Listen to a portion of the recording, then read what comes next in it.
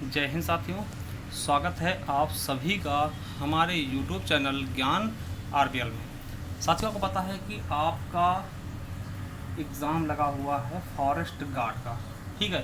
तो उसमें पत्र लेखन की भूमिका रहेगी, इसलिए हमने सोचा कि आपको संपूर्ण पत्र लेखन एक बार जहाँ से क्वेश्चन की उम्मीद है आने की, वो चीज़ आपको फैक्ट टू फैक्ट बता दी जाए, जिससे आपके आने वाले एग्ज़ाम के लिए बहुत ही अच्छे से तैयारी हो सके, ठीक है।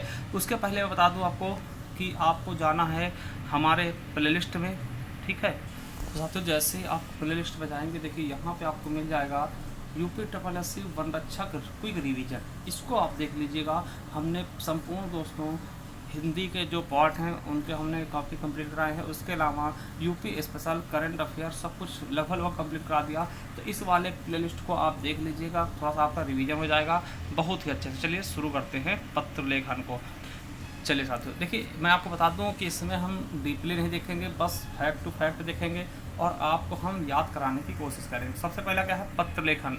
देखिए पत्र आप जानते होंगे, ठीक है। पहले समय में दोस्तों पत्र चलते थे, अभी भी पत्रों का यूज है मगर उतना ज़्यादा नहीं रहा है, क्योंकि आपको पता है डिजिटल हो चुका है हमारा ज़माना। देखिए पत्र होते क्या हैं, तो मनुष्य के भावनाओं की स्वाभाविक अभिव्यक्ति पत्राचार से होती है।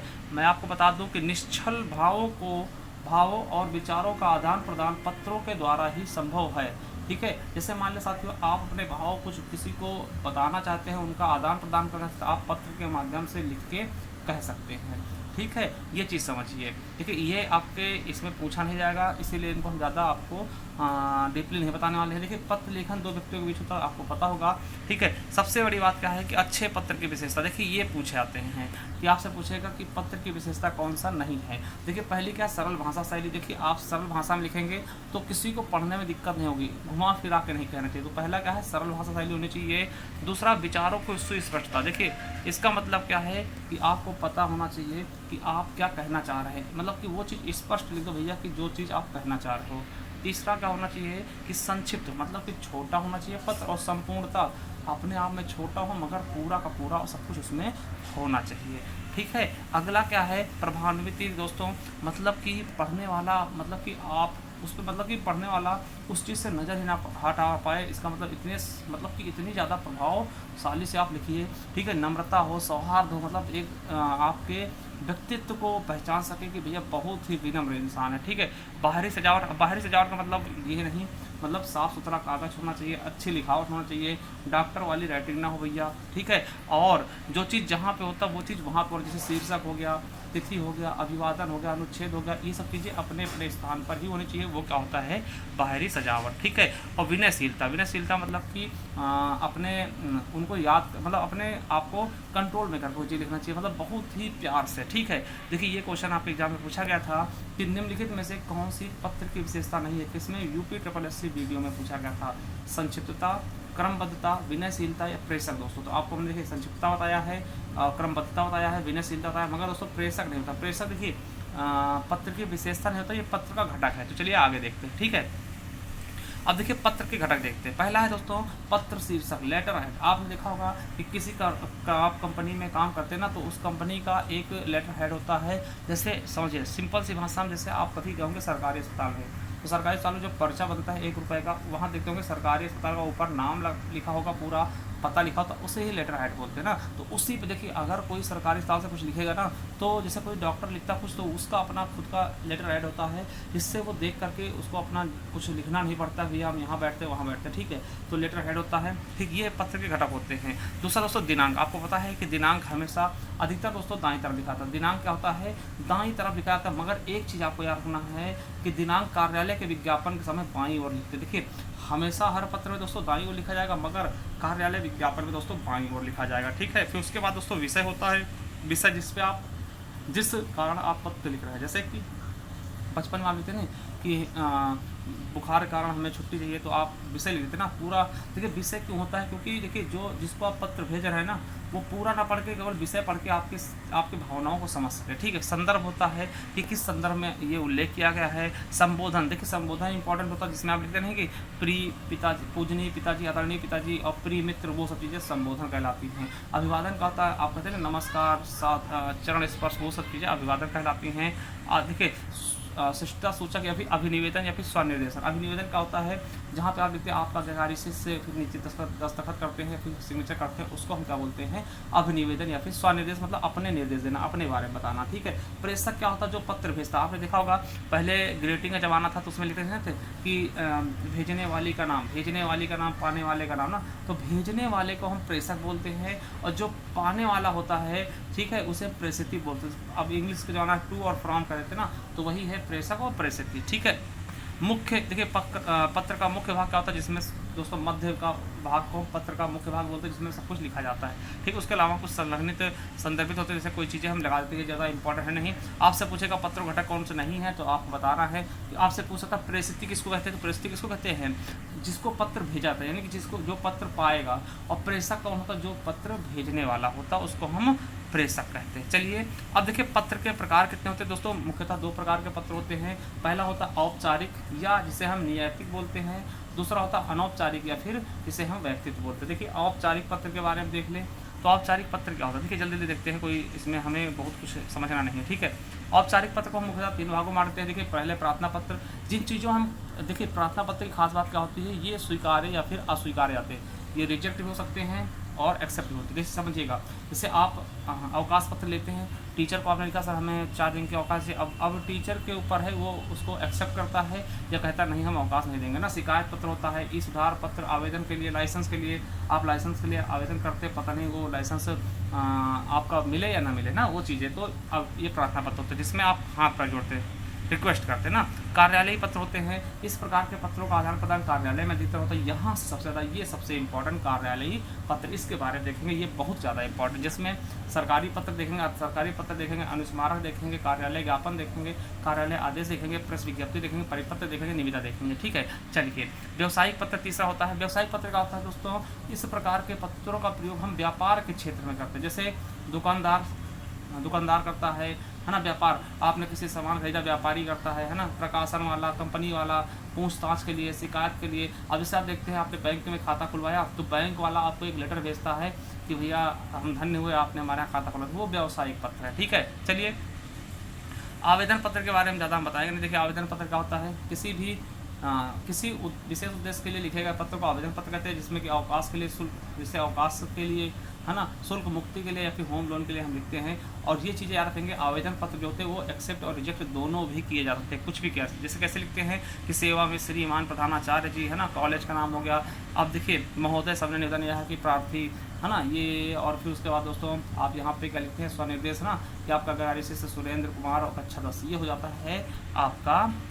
ठीक है, ये पत्र हो गया। चलिए कार्यालय पत्र दोस्तों, यहाँ से आपके सबसे अच्छी चीज़ें शुरू। कार्यालय पत्र देखिए शासकीय या सरकारी पत्र। पहला क्या होता है, शासकीय या सरकारी पत्र। देखिए ये पत्र क्या होता है आपको याद रखना, यहाँ से क्वेश्चन आपके बनने शुरू हो जाएंगे। ठीक है। क्या है शासकीय पत्र, देखिए यह पत्र सरकारी कामकाज से संबंधित होता है। इसका प्रयोग सरकारी विभागों कार्यालयों द्वारा किया जाता है। मतलब ये जो है सरकारी पत्र होता है, शासकीय पत्र होता है, ये केवल और केवल सरकारी कामकाज के लिए होता है और ये सरकारी विभागों में ही प्रयोग में लाया जाता है। अब देखिए इसको लिखेंगे कैसे, विशेषता क्या होगी, तो मैं आपको बता दूं, पूरी तरह से औपचारिक होगी, संक्षिप्त होगी, छोटा लिखा जाएगा, संतुलित होगी, एकदम संतुलित, और राजभाषा, यानी कि राजभाषा में दोस्तों, मतलब कि जैसे कि ऐसा नहीं कि आपने गांव की भाषा में लिख दिया कि भैया हाँ ये चीज़ें ये चीज़ें कर दो, है ना, करवा दीजिएगा, कर दीजिए ना, ऐसे नहीं। आपको एक शिष्ट भाषा में लिखना है, राजभाषा का प्रयोग करना है, शब्दावली आपको सही चुननी है और भाषा में संयम बरतना है और शिष्टता का प्रयोग करना कृपया, क्योंकि आप ये सरकारी आप काम के लिए लिख रहे हैं। ठीक है। शिष्टता के साथ कृपया करके ये काम करवा दे, कष्ट करने की कृपा करें, और अन्य पुरुष शैली का प्रयोग होता है। ये चीज़ याद रखेंगे, आपसे पूछा जाएगा कि निम्नलिखित में से शासकीय या फिर सरकारी पत्र की विशेषता कौन सी नहीं है, तो आपको बताना है कि भैया राजभाषा का प्रयोग होगा, ठीक है, और संयम भाषा का प्रयोग होगा और शिष्टता का प्रयोग होगा, कृपया करके, कष्ट करके, है ना, अन्य पुरुष शैली का प्रयोग होगा। ये आपको समझना है। ठीक है। अब देखिए कैसे लिखा जाता है उसके बारे में बात नहीं करेंगे, क्योंकि ये लिखने के लिए आपसे नहीं पूछेगा। बस इतना ही आपको रखना है कि ये जो होता है इसमें शिष्टता का प्रयोग करते हैं। ठीक है। चलिए साथियों, यहाँ से क्वेश्चन आपके सबसे ज़्यादा पूछाते हैं, बहुत ज़्यादा पूछाते हैं, किससे, अर्ध सरकारी पत्र से, यहाँ से पूछाते हैं। देखिए ये क्या पूछा जाएगा, ये क्वेश्चन कई बार पूछा जा चुका है कि एक सरकारी अधिकारी दूसरे सरकारी अधिकारी को व्यक्तिगत रूप से परंतु सरकारी कामकाज हेतु भेजा तो दोस्तों उसको हम अर्ध सरकारी पत्र बोलते, याद रखेंगे। देखिए सरकारी में क्या था दोस्तों कि वो व्यक्तिगत रूप से नहीं होता था, ठीक होता सरकारी काम के लिए मगर व्यक्तिगत रूप से नहीं, और वहाँ पे हम शिष्टता का प्रयोग करते थे, कृपया कष्ट करें हम, देखिए। और इसकी खास बात क्या होगी, देखिए वो उसमें होता था कृपया करके काम करवा दें। अब देखिए ये होता अर्ध सरकारी। अर्ध सरकारी खास बात क्या होती है, इसमें हमेशा एक वचन और उत्तम पुरुष और साथियों, देखिए उसमें अन्य पुरुष में लिखा था, इसमें उत्तम पुरुष, और ये मित्रतापूर्ण भाषा में लिखा जाता है। ये बहुत इंपॉर्टेंट है, आपसे पूछेगा कि कौन सी पत्र मित्रतापूर्ण भाषा में लिखा था दोस्तों, सरकारी या फिर अर्ध सरकारी, तो अर्ध सरकारी, ठीक है। राजभाषा में लिखे जाने कोई शर्त नहीं दोस्तों, आप इसको देश की भाषा में लिख सकते हैं। देखिए मान लिया कि आप दो लोग हैं, ठीक है, दो दोस्त थे और दोनों दोस्तों एक किसी कंपनी में सिलेक्ट हो गए हैं, सरकारी नौकरी कर रहे हैं। अब देखिए आप अपने दोस्त को लिखेंगे कौन सा पत्र लिखेंगे, तो अर्ध सरकारी लिखेंगे। उसमें कहते हैं भैया यार करवा दो काम, मतलब करवा दीजिए आप यार, जानते हो फिर भी नाटक कर रहे हो ना, तो ऐसी चीज़ें हम लिख सकते हैं क्योंकि मित्रतापूर्ण भाषा में लिख सकते हैं, क्योंकि अर्ध सरकारी, जबकि सरकारी हम नहीं लिख पाएंगे, ठीक है। ये चीज़ याद रखेंगे। और राजभाषा कोई जरूरी है राजभाषा में लिखो, आप देसी भाषा में भी इसको हम लिख सकते हैं, ये चीज़ समझिएगा। अर्ध सरकारी की बात होती है। अगला है अपने से श्रेष्ठ अधिकारी को यह पत्र नहीं लिखा था, मतलब आपसे जो उच्च कैटेगरी होगा ना, मान ले दोस्तों आप वहाँ पे मतलब कि टाइपिस्ट है तो आप मैनेजर को नहीं लिख सकते, मैनेजर लिखेगा, ठीक है। अपने से श्रेष्ठ अधिकारी को यह पत्र नहीं लिखा जाता, ये अपने बराबरी वाले लिख सकते हैं या फिर अपने से नीचे वाले, ठीक है। चलिए इसका प्रयोग सरकारी कामकाज हेतु ही किया जाएगा और व्यक्तिगत ध्यान आकर्षण हेतु किया जाएगा और परिस्थिति का नाम नीचे बाईं ओर लिखा जाएगा। और आपको बता दें, ये याद रखेंगे, ये वाला इंपॉर्टेंट, कि पत्र के अंत में स्वनिर्देश के लिए आपका सद्भाव ही लिखा जाता है। और साथियों ये चीज़ आपका क्वेश्चन पूछा गया है कि इसमें प्रेषक अधिकारी केवल अपना हस्ताक्षर करता है, पद का उल्लेख नहीं करता, यानी कि इसमें पद का उल्लेख नहीं किया जाएगा, भैया हम एफटीएम है कि डीएम है, ठीक है। अर्ध सरकारी पद में पत्र का उल्लेख नहीं किया, पद का उल्लेख नहीं करेगा, जो व्यक्ति सिग्नेचर करेगा वो पद का उल्लेख नहीं करेगा, ठीक है। ये देखिए जैसे ये अधिकारी अर्ध सरकारी पत्र है, इधर देखिए पत्र संख्या हो गया कि भारत सरकार गृह मंत्रालय नई दिल्ली, ये डेट हो गया आपका, देखिए जिसको लिख रहे हैं जैसे प्रिय अमित जी आपके, है ना, ये चीज़ें आपने लिख दिया पूरा। उसके बाद यहाँ पे जो लिखना था आपने लिख दिया, उसके बाद श्री अशोक कुमार और यहाँ पर सद्भावी, ठीक है। चलिए एक चीज़ समझ गए। चलिए अब कार्यालय आदेश, मोस्ट से भी मोस्ट इंपॉर्टेंट, समझिएगा, मोस्ट से भी मोस्ट इंपॉर्टेंट कार्यालय आदेश। देखिए जिस चीज़ को हम इंपॉर्टेंट बोल रहे हैं ना उसको आप समझ लीजिएगा। देखिए कार्यालय आदेश, देखिए कार्यालय आदेश, देखिए समझ में आ रहा होगा, कार्यालय का होगा एक ऑफिस होगा और वहाँ से कोई ना कोई चीज़ आदेश दिया जाएगा, कार्यालय आदेश वही तो होगा, एक ऑफिस है, कार्यालय है, वहाँ से व्यक्तियों को आदेश देना, वही कार्यालय आदेश, बस याद हो गया। इसमें क्या बड़ी बात, समझिएगा। देखिए कार्यालय आदेश किसी भी मंत्रालय या कार्यालय के कर्मचारियों के लिए समय समय पर निकाले गए आदेशों की सूचना होती है, समझिएगा। किसी कार्यालय से में दिया गया आदेश पत्र ही कार्यालय आदेश कहलाता है। अब देखिए समझिए, पहले समझ लेते फिर आपको पहले पढ़ लेते फिर समझाते हैं। देखिए ऐसी सूचनाएं जिनका संबंध किसी कार्यालय के एक या अनेक कर्मचारियों से होता है, इसके अंतर्गत नियुक्ति पत्र, पदोन्नति, अवकाश, स्थानांतरण, स्वीकृति आदि सूचनाएं दी जाती हैं तथा कार्यालय द्वारा बनाए गए सामान्य नियमों व विधियों की सूचना दी जाती है, उसे हम क्या बोलते हैं, कार्यालय आदेश। समझिए अब देखिए विशेषता क्या होगी, ये सीधा सरल स्पष्ट कार्यालय में अनुशासन बनाए रखने हेतु होगा और यह कार्यालय तक ही सीमित रहेगा, ठीक है। सदैव वरिष्ठ से कनिष्ठ की ओर भेजा जाएगा, मतलब उच्च अधिकारी द्वारा नीचे के अधिकारियों को भेजा जाएगा ना, सरकारी प्रयोजन हेतु होता। और देखिए इसका उल्लंघन करने में दंडात्मक कार्रवाई होगी। देखिए इसको पहले समझते हैं क्या होता है कार्यालय आदेश, मान लिया साथियों समझिए। अब देखिए ये किस किस चीज़ों में होगा, पदोन्नति में, नियुक्ति पत्र में, है ना, अवकाश में, स्थानांतरण में, स्वीकृति में। मान लिया दोस्तों एक ऑफिस है, समझिए एक ऑफिस है, एक ऑफिस के कई सारे ब्रांच हैं। ये मान लिया एक लखनऊ में ब्रांच है, एक है रायबरेली में।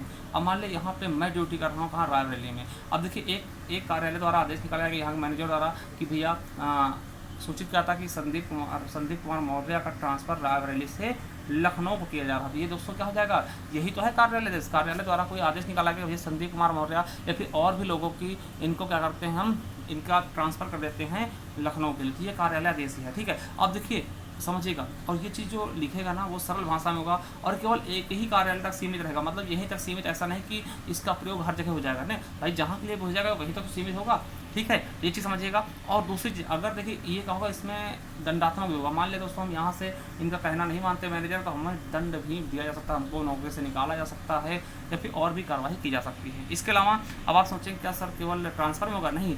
मान लिया किसी दोस्तों, मान लिया किसी पदोन्नत, किसी का दोस्तों प्रमोशन हो गया, तो प्रमोशन के बारे में भी ये पत्र निकाले जाते हैं। तो दोस्तों कार्यालय से समझते, जो कार्यालय द्वारा, सिंपल समझिएगा कि जो कार्यालय द्वारा आदेश दिए जाएंगे वही कार्यालय आदेश है। देखिए अब जैसे आप समझिएगा, देखिए जैसे आपने कोचिंग किया होगा तो कभी कोचिंग में देखा होंगे कि क्या होता है, कोचिंग द्वारा एक क्या होता है, कोई चीज़ लिखना हो, कल छुट्टी है तो क्या करते हैं, उसमें एक पेपर निकालते हैं और पेपर को उस पर चिपका देते हैं, फिर जो बाहर नोटिस बोर्ड होती है वो चिपका देते हैं। उस हिसाब से दोस्तों देखें ना तो वो भी एक कार्यालय आदेश है कि भैया कल क्या छुट्टी है, सभी को आना नहीं है, ठीक है। या फिर दोस्तों देखते हैं ना कि कोचिंग में क्या होता है कि कभी टेस्ट होता तो कोई फर्स्ट आता, कोई सेकंड आता, कोई थर्ड आता, उनकी लिस्ट चिपका जाती, तो वही समझ सकते हैं कार्यालय आदेश, क्योंकि कार्यालय द्वारा कुछ आदेश दिए गए, ठीक है। तो ये चीज़ है। अब देखिए कोचिंग में ये भी होता है कि कभी देखते हैं ना कोचिंग का समय बता देते हैं भैया 7 बजे कोचिंग था तो अब कल से 9 बजे खुलेगा, तो वो भी आदेश देते, तो वही समझ लीजिए कार्यालय आदेश। बहुत अच्छे समझ गए होंगे।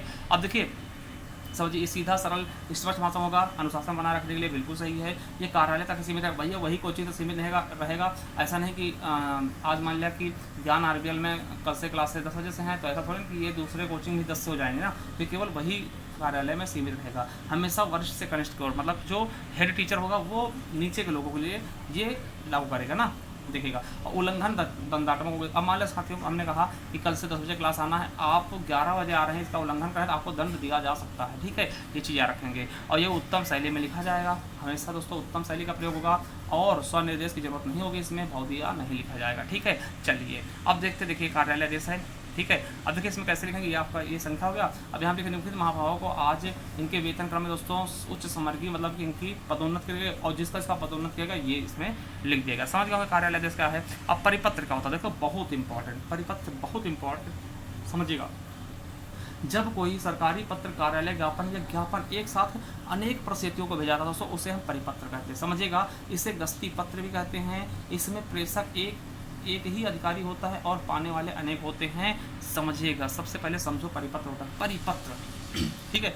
परिपत्र सर्कुलर, देखिए इसमें होता क्या है मेरे साथियों, जब कोई एक पत्र लिखा जाए, एक ही पत्र लिखा जाए, ठीक है, और उसको अनेक कार्यालयों में भेज दिया जाए, अनेक कार्यालय। मान लिया साथियों समझिए, मान लिया ये टाटा की हेड ब्रांच है, टाटा की हेड ब्रांच है और टाटा के कई सारे क्या है दोस्तों शाखाएं हैं।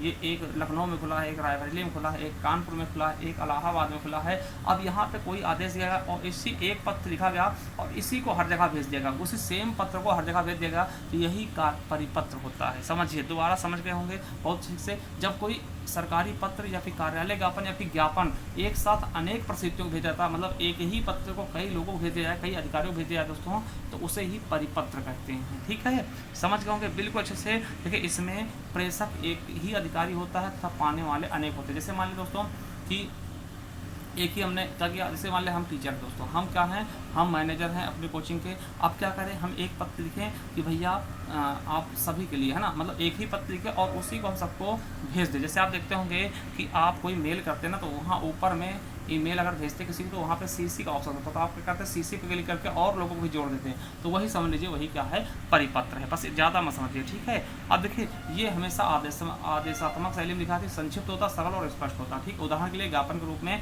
जैसे मैं आपको दिखा देता हूँ कि इस तरह लिखा जाएगा भैया कि ये पूरा आपका वो हो जाएगा, यहाँ भारत सरकार स्वास्थ्य विभाग, अब देखिए डेट हो जाएगा, इस मंत्रालय द्वारा सभी कर्मचारियों के लिए खोले गए चिकित्सालयों की सूची, ठीक है, कौन कौन सूची खोली गई और सबको ये भेज दिया जाएगा, ठीक है। मतलब जब एक ही चीज़, एक ही पत्र को कई लोगों तक भेज जाता है उसे हम परिपत्र बोलते हैं, ठीक है। चलिए अधिसूचना क्या होता है दोस्तों, अधिसूचना आप समझेंगे नोटिफिकेशन, इसको इंग्लिश में नोटिफिकेशन कहते हैं। ये पूछा गया क्वेश्चन है कि अधिसूचना को अंग्रेजी में क्या कहते हैं, नोटिफिकेशन। देखिए ये उच्च पदों यानी कि राष्ट्रपति, राज्यपाल आदि की ओर से निर्गमित पत्र जिसमें नियमों, विनियमों, अधिनियमों, आदेश, नियुक्ति, सेवानिवृत्ति, स्थानांतरण आदि की सूचना होती है, जिसका प्रकाशन गजट में होने के बाद दोस्तों ये अधिकृत सूचना बन जाती है। और दोस्तों ऐसी सूचना राजपत्र में प्रकाशित होती है, प्रकाशित हो दोस्तों, समझिएगा। ये अन्य शैली में लिखा जाएगा और सूचना हमेशा वरिष्ठ से कनिष्ठ को दी जाएगी, ठीक, अधिसूचना, और इसके प्रारंभ में सबसे ऊपर अधिसूचना लिखा होगा और इसके प्रत्युत्तर की कोई संभावना नहीं होगी। समझिए ये क्या होता है, नोटिफिकेशन। जैसे आपने कहते हो ना कि यूपी पुलिस की नोटिफिकेशन जारी हो गई, देखिए यूपी पुलिस की, अभी देखिए यूपी पुलिस की वैकेंसी आएंगे तो आप कहते हैं नोटिफिकेशन आ गई, तो इसका मतलब क्या होगा दोस्तों, जो मेन होगा ना यूपी पुलिस का अधिकारी, वो नोटिफिकेशन दे देगा, जारी कर देगा, एक निकालेगा दोस्तों नोटिफिकेशन और अगले दिन वो अखबार में छप जाएगा। देखिए अखबार में छप जाएगा, देखिए गजट में प्रकाशित होगा, तो इसे ही हम क्या बोलते हैं, अधिसूचना। अब आपसे पूछे अधिसूचना कौन जारी करता, दोस्तों आपको अगर राष्ट्रपति राज्यपाल, तो दोस्तों आपको ऑप्शन लगाना राष्ट्रपति राज्यपाल, ठीक है, समझ गए। तो अधिसूचना ज़्यादा इंपॉर्टेंट है नहीं, इसका दोस्तों अंग्रेजी नाम पूछते हैं नोटिफिकेशन। अधिसूचना क्या होता है कि कोई भी दोस्तों उच्च अधिकारी द्वारा, उच्च पदों के आसीन अधिकारी द्वारा दोस्तों ये जारी किया जाता है और सुबह ये गजट में छप जाता है, उसे हम अधिसूचना कहते हैं, समझ गए। ये किसी भी चीज़ के लिए हो सकता है, चाहे कोई आदेश देना हो, जैसे आपको पता है कि कोई नोटिफिकेशन जैसे पुलिस का जारी करना है या टेंडर जारी करना, वो सब चीज़ें दोस्तों इसी में आती है, ठीक है, अधिसूचना। चलिए आगे देख लेते हैं दोस्तों, ठीक है। ये हमेशा देखिए बड़े अधिकारी द्वारा छोटे अधिकारियों को दिया जाता है, ठीक। अनुस्मारक क्या होता है, याद रखेंगे अनुस्मारक, ठीक है। अनुस्मारक जानते हैं, स्मरण करना, स्मरण मतलब किसी को याद करना, कहते हैं ना कि वो हमें याद आती है ना, जैसे कोई चीज़ हमसे छूट जाती है या फिर मान लिया कोई धोखा देकर चले तो वो हमेशा याद आती है ना, तो उसी प्रकार से रिमाइंडर, देखिए रिमाइंडर ना, रिमाइंडर यानी अनुस्मारक, देखिए इंग्लिश नाम याद रखेंगे अनुस्मारक, किसी चीज़ को याद करवाना, ठीक है। अब देखिए, अब एक भाषा में समझिए, मान लिया दोस्तों आपने किसी को पत्र लिखा था, समझिए आपने हमें पत्र लिखा, समझिएगा, एक मान लिया कोई लड़का है ना, ए मान लिया कोई व्यक्ति है, वो हमको पत्र लिखा, हमें पत्र लिखा कि सर आप क्या करिए कि हमें हमारी क्या है, एक हिंदी में साथियों आपने हमको पत्र लिखा कि सर हमें क्या करिए कि आप अलंकार पढ़ा दो, अलंकार पढ़ा दो, ठीक है। हमने कहा ठीक पढ़ा देंगे। अब मान लिया दोस्तों पहले आपने क्या लिखे, पूरा पत्र लिखे कि सेवा में श्रीमान ज्ञान आरपीएल सर, है ना, कि हमें हिंदी में सारा सब्जेक्ट कंप्लीट है मगर आपके अलंकार में दिक्कत है, तो आप कृपया करके आप अलंकार पढ़ाने कृपा करें, ऐसे कुछ लिखोगे ना। एक आपको पता है कि हर एक पत्र में पत्र संख्या डालते हैं, ठीक है। तो हम क्या करेंगे दोस्तों, मान लिया आपने हमको भेजा और हमने हाँ कह के भूल गए, फिर दोस्तों आपको लगा कि भैया पेपर नज़दीक है, फिर से सर जी को याद दिलाएं, तो आपको फिर से सबको नहीं लिखना कि सेवा में श्रीमान प्रधानाचार्य, है ना, ज्ञान आरपीएल सर हमने आपसे कहा था तो आपने नहीं लिखा। आपको क्या करना है, एक छोटा सा पत्र टाइप करना है जिसको अनुस्मारक बोलेंगे, और उसमें वो पत्र संख्या डाल देना जो पिछली बार भेजे थे। मान लिया आपने 115 नंबर पत्र भेजा था, तो आप उसका नाम लिख के 115 पत्र संख्या नाम लिख के दोस्तों अनुस्मारक भेज देंगे ना, तो हम समझ जाएंगे भैया हमें 115 नंबर जो पत्र आया था उसको हम देखें उसमें कहा क्या गया था, मतलब पीछे भेजे गए पत्र की याद दिलाने के लिए हम अनुस्मारक का प्रयोग करते हैं। याद रखेंगे अनुस्मारक को स्मरण पत्र भी कहते हैं। इस पत्र की कोई अपनी विशेषता नहीं होती है, याद रखें किसी पुराने पत्र की याद दिलाने हेतु इसका प्रयोग किया जाता है और इसकी रचना अत्यंत संक्षिप्त होती है, बहुत छोटे होता है, ठीक है। चलिए ज्ञापन क्या होता है साथियों, ज्ञापन या मेमोरेंडम, याद रखेंगे अंग्रेजी शब्द भी। देखिए सरकारी पत्र व्यवहार का वह रूप जो भारत सरकार के अंतर्गत विभिन्न मंत्रालयों के बीच प्रचलित होता है उसको हम क्या बोलते हैं, ज्ञापन बोलते हैं। देखिए ज्ञापन का प्रयोग मुख्यतः निम्नलिखित परिस्थितियों में करते हैं, जैसे प्रार्थना पत्र होगा किसी के नाम नियुक्तियों के, है ना, लिए आवेदन के उत्तर में दोस्तों पत्रों की प्राप्ति में अधीनस्थ अधिकारियों को सूचना देने के लिए और सरकारी आदेशों में नहीं होती, ठीक है, ये ज़्यादा इंपॉर्टेंट है नहीं, ठीक है। चलिए अब निविदा देख लो। निविदा दोस्तों क्या होता है, टेंडर कहते हैं, टेंडर उठा, जैसे आपने सोचता होगा, आपने देखा होगा कि फिल्मों में दोस्तों नीलामी होती है, उसे ही टेंडर कहते हैं। देखिए मान लो दोस्तों अभी आपने देखा कि यूपी पुलिस की वैकेंसी आई थी ना, तो कई बार दोस्तों टेंडर निकाला गया था किसके लिए, फिजिकल के लिए, कि हमारे पास इतने बच्चे होंगे, आप जो भी कंपनी फिजिकल करा सकती है वो आवेदन कर सकती है, तो टेंडर निकाला गया था, आपने देखा होगा, शायद आपको याद हो, तो उसे दोस्तों टेंडर कहते हैं। तो आप समझिएगा किसी निर्माण कार्य या सामान आपूर्ति हेतु नीलामी की सूचना दोस्तों उसे हम टेंडर कहते हैं। जैसे आपको पता है कि उत्तर प्रदेश दरोगा की भर्ती करवाने के लिए निविदा जारी की जाती है और एजेंसियां अपना अपना विवरण देखिए पहले बता देंगे भैया हमारे पास लगभग 20 लाख फॉर्म आएंगे, अगर जो कंपनी ये सक्षम है तो वो हमारा टेंडर ले ले दोस्तों, ठीक है। तो जिनको जिनको टेंडर लेना हो दोस्तों अपना पूरा का पूरा डाटा देंगी और जिसको दोस्तों वो सिलेक्ट कर लेगी वो उसी को टेंडर मिल जाएगा। आप टेंडर के बारे में जानते होंगे कि और निविदा दोस्तों हिंदी में इसको निविदा कहते हैं, ठीक है। टिप्पण, नोटिंग, टिप्पण क्या होता है, नोटिंग। देखिए इंपॉर्टेंट है नहीं फिर भी आपको बता दें। देखिए किसी भी कार्यालय में आए विचाराधीन पत्र या आवेदन पत्र पर उसके निष्पादन को सरल करने के लिए जो टिप्पणियां सरकारी कार्यालयों में लिपिकों, सहायकों या कार्यालय अधीक्षकों द्वारा लिखी जाती है उसे टिप्पण कहते हैं। समझिएगा टिप्पण क्या होता है, मान लो दोस्तों आपने कोई कार्यालय में कोई पत्र भेजा, ठीक है। अब देखिए कार्यालय में कोई पत्र भेजा तो आपको होता है किसी भी कार्यालय में दोस्तों वहाँ पे लिपिक होते हैं, सहायक होते हैं, वो लोग क्या करते हैं, अब देखिए सीधा मैनेजर के पास नहीं जाएगा क्योंकि मैनेजर के पास बहुत सारे चीज़ें होती हैं, वो क्या क्या देखेगा दोस्तों। वहाँ पे कुछ उनके सहायक होते हैं, जैसे लिपिक होंगे, है ना, सहायक होंगे, कार्यालय अधीक्षक होंगे, वो सब क्या करते हैं आपके पत्र पर क्या करेंगे, मेन पॉइंट नोट कर लेंगे भैया कि जैसे आपने कहा पूरा पत्र लिख दिया, बहुत सी चीज़ें उसमें मेन चीज़ें आपको नोट कर लेंगे वो, फिर दोस्तों इसको क्या करेंगे तो उसे टिप्पण कहते हैं। मतलब मेन पॉइंट का हम ब्लूप्रिंट तैयार कर लेते हैं, उसी को हम क्या बोलते हैं, टिप्पण बोलते हैं, नोटिंग बोलते हैं, ठीक है। चलिए समझ होंगे। देखिए टिप्पण हमेशा मानक नोट पर लिखा था, एक मानक नोट शीट होती है उस पर लिखा था, टिप्पण अन्य शैली में लिखा था और टिप्पण का स्वरूप सूक्ष्म और सटीक होता है, ठीक है। अब देखिए प्रारूपण क्या होता है, प्रारूपण क्या होता है, तो सरकारी या गैर सरकारी कामकाज में प्रयुक्त पत्र को अंतिम रूप देने से पूर्व जो कच्चा चिट्ठा तैयार किया था उसे हम प्रारूपण कहते हैं, याद रखेंगे। ठीक है, देखिए समझिएगा, आप समझिएगा, जब किसी कार्यालय में किसी पत्र के ऊपर एक कच्चा प्रारूप लिखकों और सहायक वर्गों अधिकारियों द्वारा प्रस्तुत किया जाता है तथा उस पर उच्च अधिकारी का अनुमोदन लिया जाता है तो अनुमोदन से पूर्व के पत्र को ही प्रारूपण कहते हैं। मान लो साथियों समझिए, मान लो दोस्तों कोई काम करवाना है तो उसका दोस्तों कच्चा चिट्ठा तैयार किया पहले, ठीक है, लिपिकों द्वारा, है ना, सहायकों द्वारा एक कच्चा चिट्ठा तैयार किया गया, एक ब्लूप्रिंट बनाएगा उसका। और दोस्तों जब उसको हम पास करवाने आते हैं ना, पास करवाने से पहले की स्थिति को उस कच्चे चिट्ठे को हम प्रारूपण कहते हैं। ठीक, बस इतना समझ लीजिए, ज़्यादा इंपॉर्टेंट नहीं। और प्रारूपण को ही आलेखन, प्रालेखन और मसौदा भी कहते हैं, याद रखेगा। और ये लिपिक स्तर के कर्मचारियों द्वारा तैयार किया था, तो वहाँ पे टंकणकर्ता वाले होते हैं वो दोस्तों इसको तैयार करते हैं। अगला है विज्ञप्ति।